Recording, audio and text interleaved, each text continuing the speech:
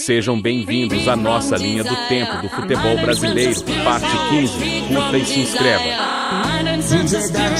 No Fonte Nova, o Bahia aplicou uma aula de como transformar posse e volume em gol. 58% de posse, 22 finalizações, 10 arremessos no gol e 11 escanteios, enquanto o Grêmio teve apenas um arremesso no gol e dependia de defesas do goleiro, 5 intervenções. Gol rápido aos 4 minutos abriu o caminho. O time do Bahia manteve pressão, foi paciente e voltou a furar a defesa nos momentos certos, no minutos 10, 57 e 93. O Bahia não só saiu na frente cedo 4 como impôs ritmo e manteve pressão. A estatística-chave é a convergência entre posse controlada 58% e alto volume de criação 22 finalizações, 10 no gol. Resultado, 4 gols distribuídos por toda a partida, inclusive um no acréscimo que carimbou o massacre.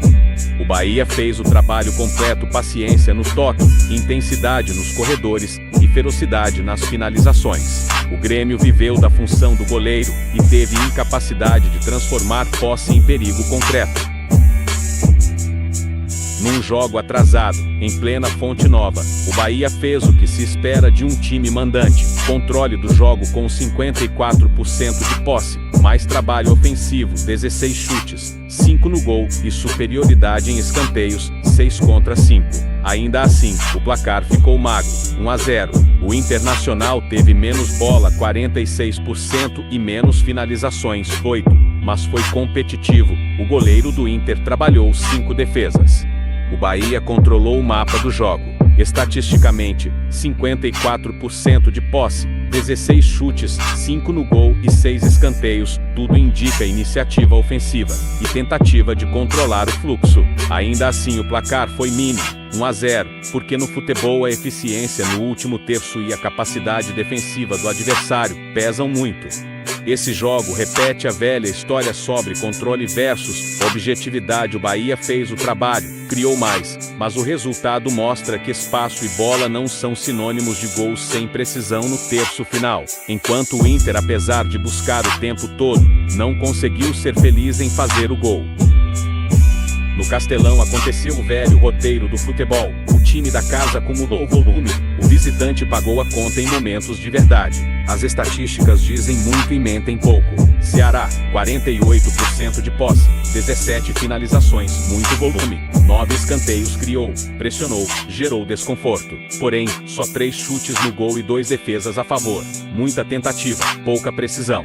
Botafogo, 52% de posse, apenas 10 finalizações, 4 no alvo, menos criação, mais objetividade. Converteu ocasiões decisivas. Código: Ramos, minuto 39 e Juan, minuto 78. O fogão foi cirúrgico.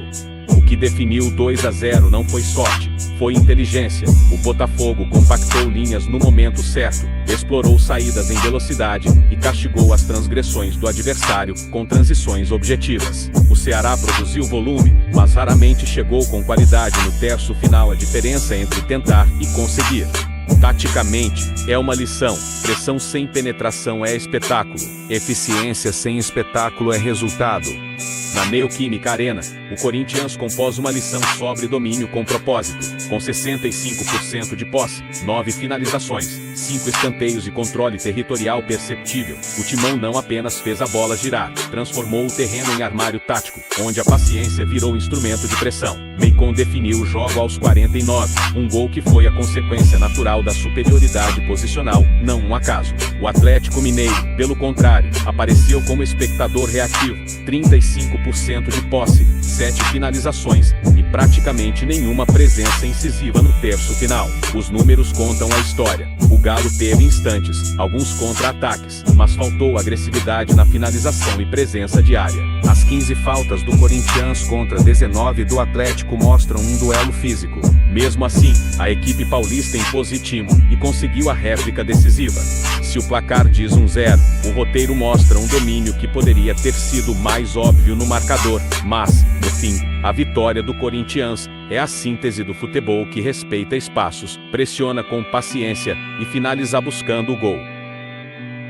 No Independência, ou melhor, no palco onde a paciência vira resultado, o Cruzeiro fez do controle e da frieza uma arma. Estatisticamente, o jogo revela um contraste clássico. Cruzeiro com 58% de posse e 9 chutes, 5 no alvo, mas apenas um gol. Fortaleza com 42% de posse e 19 chutes, 6 no alvo, porém sem capacidade de transformar volume em redes balançando. O gol de Question, aos 21, foi a pequena inscrição que definiu a tese: não vence quem soma minutos com a bola, vence quem transforma os minutos em perigo real. O time mineiro protegeu o resultado com inteligência, pressão seletiva, compactação nas transições e um goleiro com 6 defesas que seguraram o sufoco. O Fortaleza, por sua vez, foi o dono do volume e muitas investidas, tentativas por dentro e por fora, mas faltou precisão cirúrgica no terço final. O Cruzeiro deu um tutorial de como ser frio diante de um volume elevado do adversário. Nesse jogo, Inter e Sport tiveram estrutura e filosofia de jogo muito distintas. Internacional veio uma identidade ofensiva, linha de 4 compacta que sobe o bloco, pressiona a saída de bola adversária e força os laterais a recuarem. Transições rápidas e coordenação entre meio e ataque para ocupar o último terço. Já o Sport usou de uma identidade defensiva, bloco médio-baixo, prioridade em fechar linhas interiores e explorar transições verticais. Dependência de lançamentos longos e contra-ataques em velocidade. O Internacional criou vantagem usando pressão alta e recuperação rápida, pressão coordenada pelos meias, que gerou perda de bola do Sport em posições perigosas, traduzida em 6 finalizações no alvo. A agressividade na primeira fase do jogo gerou vantagem territorial, exploração de bolas paradas e escanteios. 8 escanteios obrigaram o Sport a defender em situação repetida de perigo, gerando rebotes e segundas bolas, que resultaram em chances claras. Variedade nas transições, alternância entre jogo pelos flancos e penetrações centrais. Quando a lateral recebia, o outro extremo invertia a posição, criando superioridade numérica no setor atacado. O Sport deveria ajustar urgentemente, pressionar em blocos médios nos momentos-chave para impedir a construção ofensiva, variar a saída com passes curtos e circulações rápidas para evitar ser previsível, apoiar o volante que protege a zaga para reduzir os remates do Inter. Em suma, Inter sufocou com pressão e bola parada. Sport resistiu por reflexos do goleiro, não por controle posicional. No Alfredo Jaconi, o Juventude venceu por 1-0 contra o Red Bragantino, num jogo de volume versus objetividade. O Juventude teve 45% de posse contra 55% do Bragantino, mas o mandante teve 18 chutes, 4 no alvo contra 10 chutes, 1 no alvo do visitante, e converteu a eficiência em gol aos 40 minutos, com Daniel Nascimento.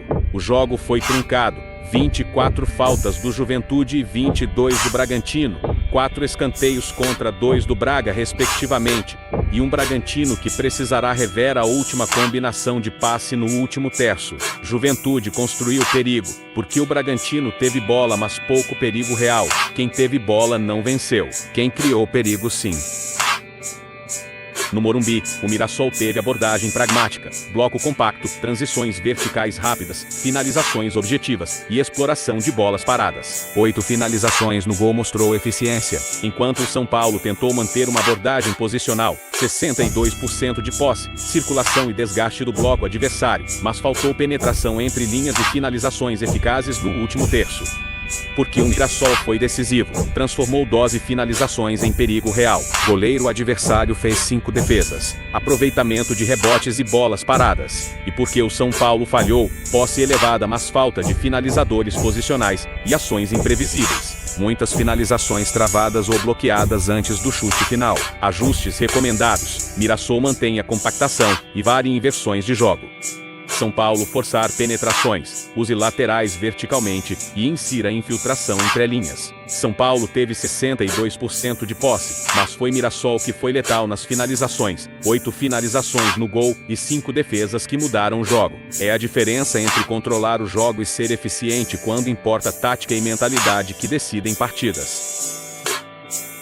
No Maracanã, o clássico terminou como o futebol gosta: emoção, eficiência e reviravolta tática. O Flamengo saiu na frente com Arrascaeta, minuto 10, e viu Jorginho ampliar de pênalti, minuto 42. Pedro completou a primeira etapa, minuto 45, 3 ataques concretos, 3 gols que traduziram objetividade. O Palmeiras respondeu com Vitor Ferreira, minuto 23, e arrancou um suspiro final com Gustavo Gomes, minuto 90 mais 4, mas não foi suficiente. Os números contam a história completa. Posse praticamente dividida, Flamengo 49%, Palmeiras 51%. Porém o Verdão teve 18 finalizações contra 7 do Flamengo, e 8 chutes no gol contra 4 do Mengão. Ainda assim, o que decide é quem converte, e o Flamengo foi letal nos momentos decisivos. O goleiro rubro-negro fez 6 defesas cruciais, enquanto o goleiro palmeirense teve trabalho em menos intervenções. Há também o tempero físico, jogo pegado, 11 faltas, Flamengo 13, Palmeiras, cartões, e uma expulsão que mexeu com o esquema ao viver de fatores que mudam minutos, posicionamento e confiança. No Urbano Caldeira o jogo mostrou a velha dicotomia, posse massiva não foi sinônimo de eficiência. O Santos teve 70% de posse e 14 finalizações, mas só 4 chutes no gol, incapacidade de transformar domínio em perigo consistente. O Vitória, com 30% de posse, foi mais objetivo, converteu um pênalti com Mateuzinho, minuto 41, e segurou o resultado. Jogo pegado, 17 faltas do Vitória contra 11 do Santos, e defesa firme do visitante marcaram a pauta. O Santos teve a bola, trocou passes e tentou dominar, 70% de posse é esmagador. Mas o futebol não premia posse por si só, premia quem cria perigo real. O Vitória fez o essencial, pouca bola, objetividade máxima. Pênalti aos 41 e convertido por Mateuzinho definiu tudo. Depois disso, o Leão fechou linhas, forçou o jogo físico, e fez o Santos gastar paciência sem efetividade. Em São Januário, a matemática do jogo foi simples e implacável. Posse não adiantou, mas a eficácia venceu. O Fluminense dominou a posse, 52% contra 48% do Vasco, mas foi o Vasco que soube transformar intenção em impacto com Vitor Simplício Rocha, aos 38 minutos, e Nuno Moreira aos 52 minutos. O Vasco selou uma vitória construída sobre transições inteligentes e objetividade cirúrgica. Vasco converteu eficiência em gol, e Fluminense teve maior domínio posicional, mas faltou pontaria e disrupção ofensiva. Tudo isso mostra que em clássicos equilibrados, quem converte as ações importantes, no momentos de decisão, ganha. Posse é controle, mas não é sinônimo de eficácia.